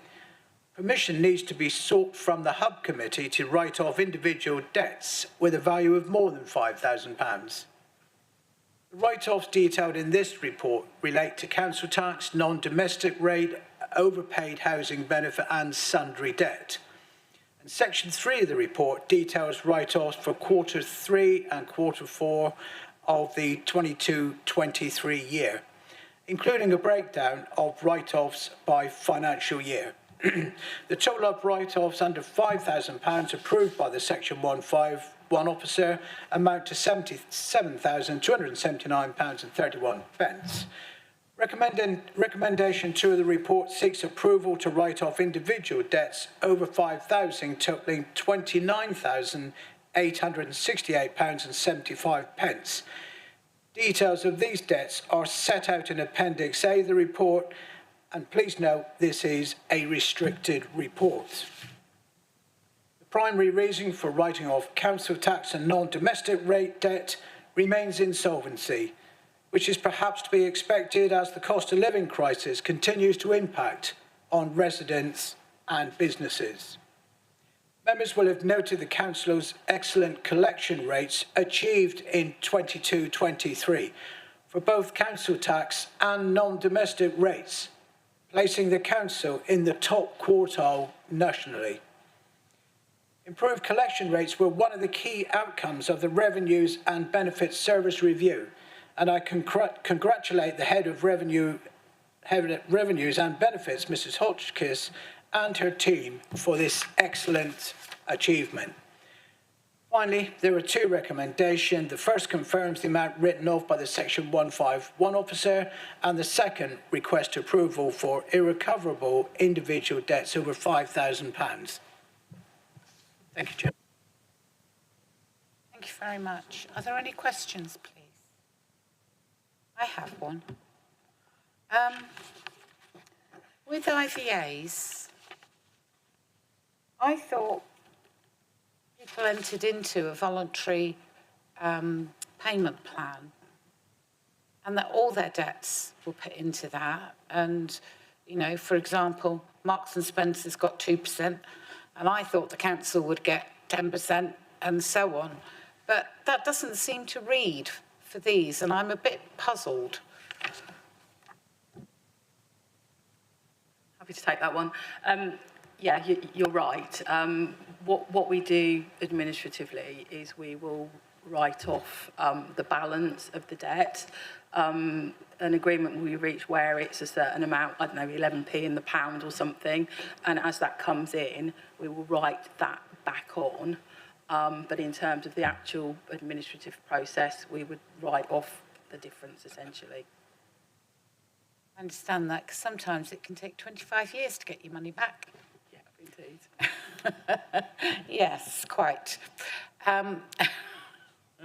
As to have a Stocktown Council finances. So yes, so are there any other questions, please?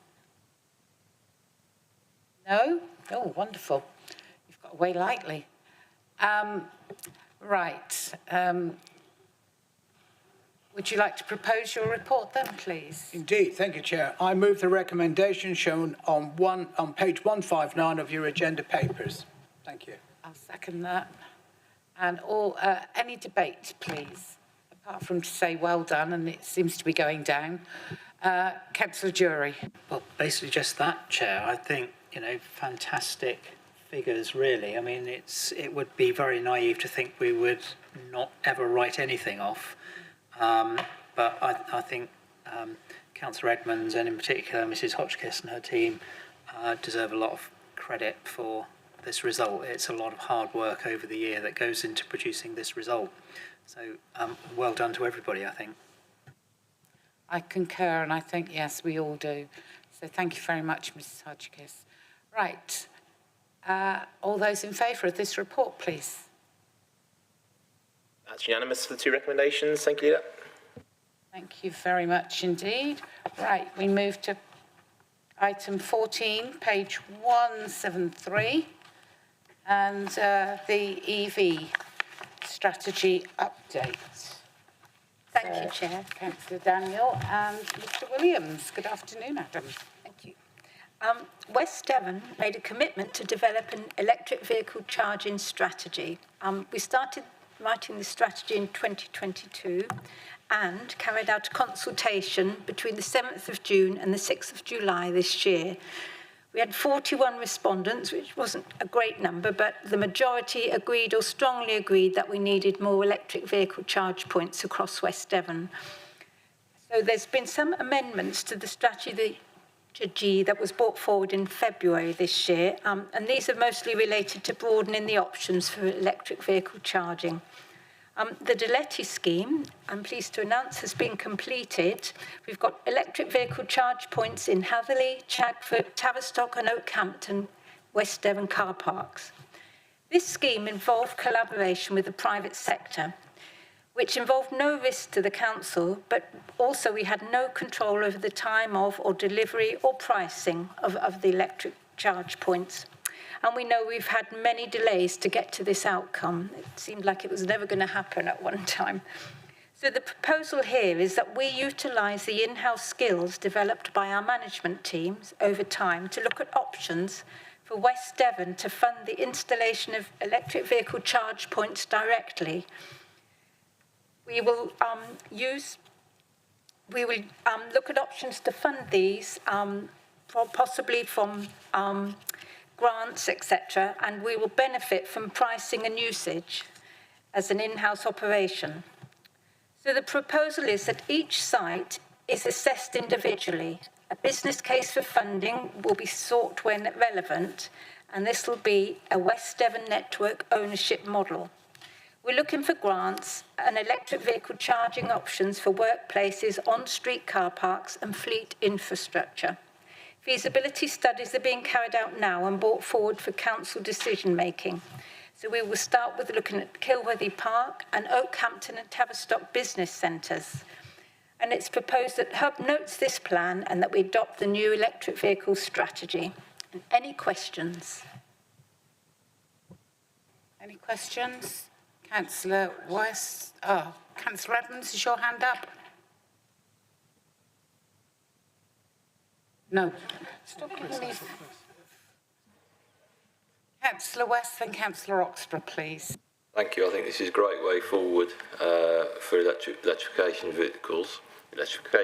You know what I mean. I just have a question. Out in the sticks in Yalverton, we had a number of members of the community wishing to put EV points in on driveways and that sort of thing.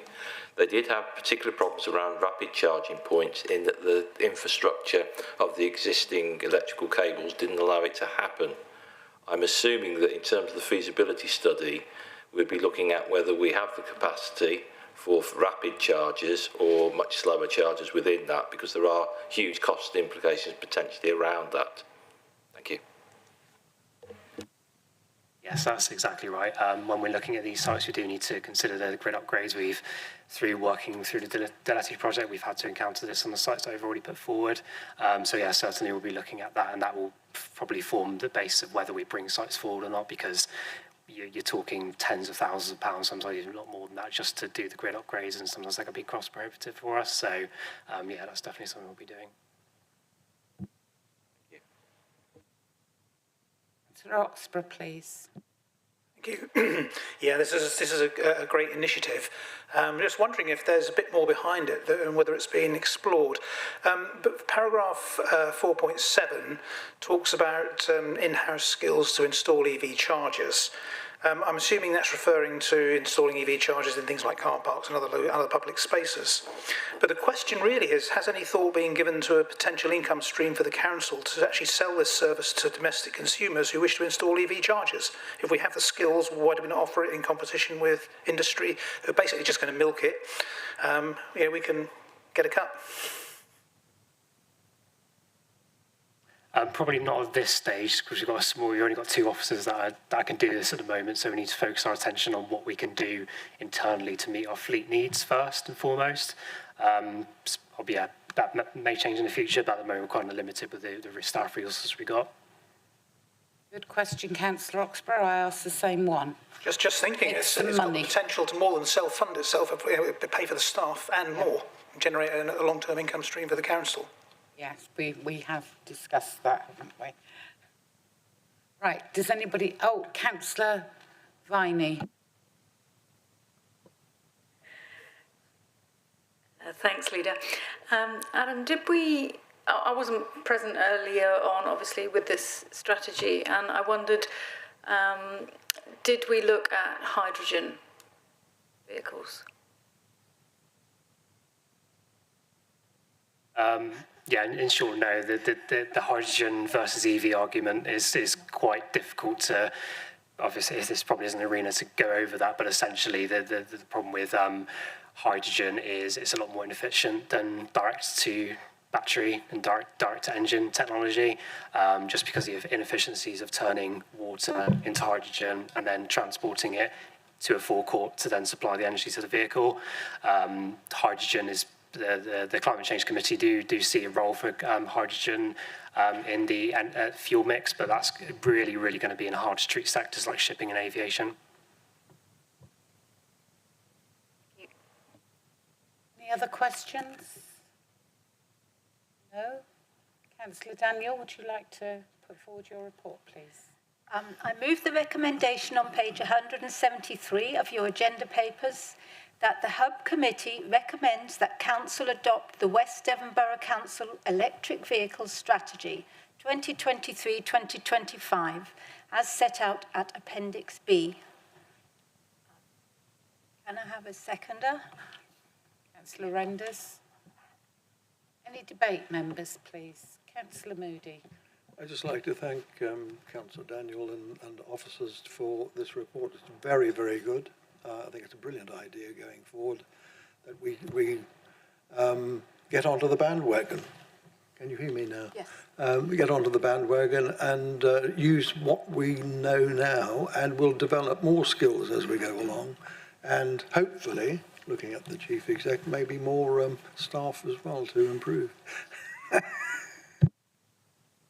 I would hope so. Councillor Oxborough, was that a quick waft in the air?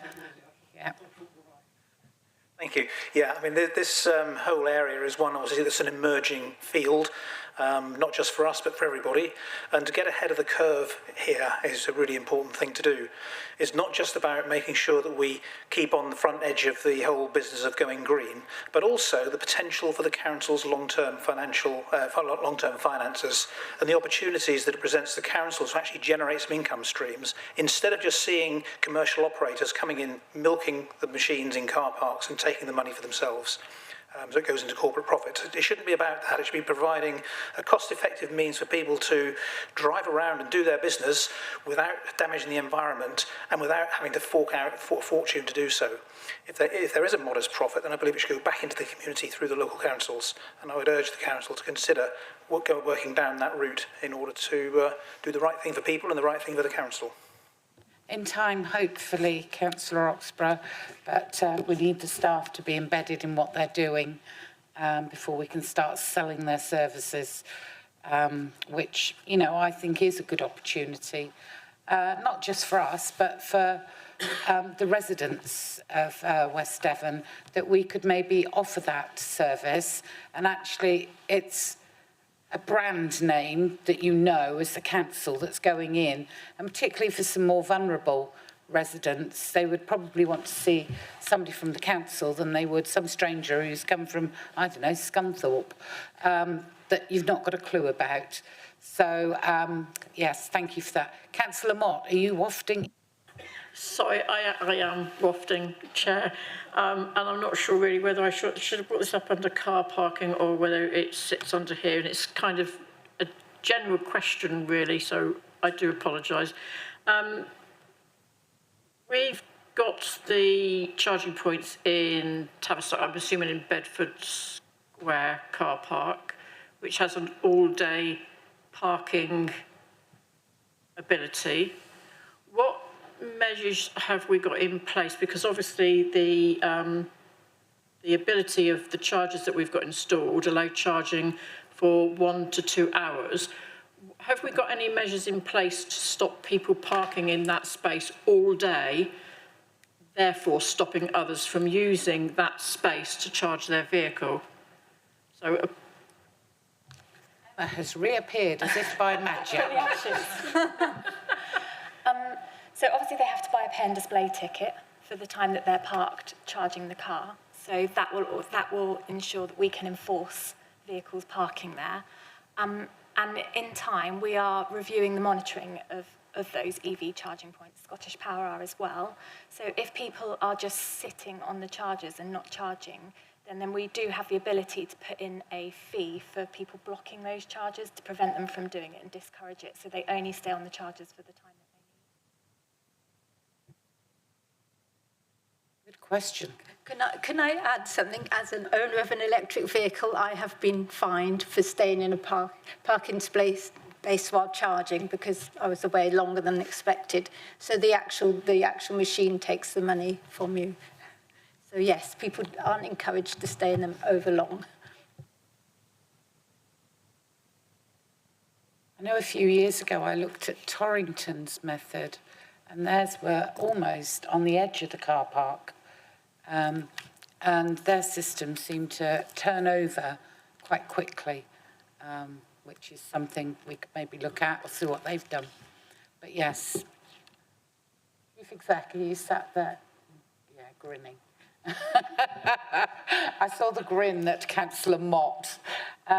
Right, does anybody else have anything on either car parking for EV or EV itself they would like to debate? No, we debated out. Right, may I see a show of hands, please? That's unanimous, the recommendation. Thank you, Leader. Right, there we go, everybody. Thank you very much indeed for your time. Sometimes, could some of the detailed questions please come to an officer first, or working with a hub member, because they can then have the answers for us in the actual meeting. Some of the ones around car parking and things like that, please. Thank you all very much for your time. Time to go home.